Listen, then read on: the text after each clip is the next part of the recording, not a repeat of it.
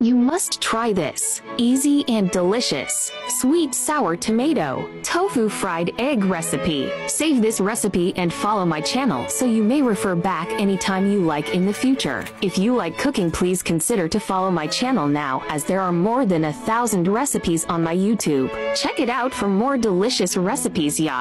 Cubes tofu and tomatoes. Crack eggs into bowl and beat until frothy. Mix tofu and egg and fried it, then set aside. Stir-fry chopped garlic and tomatoes until fragrant. Season with light soy sauce, sugar, and chicken powder. Add 3 tablespoons water. Add tomatoes paste, oyster sauce, and black vinegar to taste. Then add tofu fried egg. Simmer for 1 minute. Plate it, and delicious tomatoes tofu fried egg is ready to be eaten. I have thousands of recipes in my channel. Follow me now to find inspiration for your cooking. Thanks for watching. See you in my next video.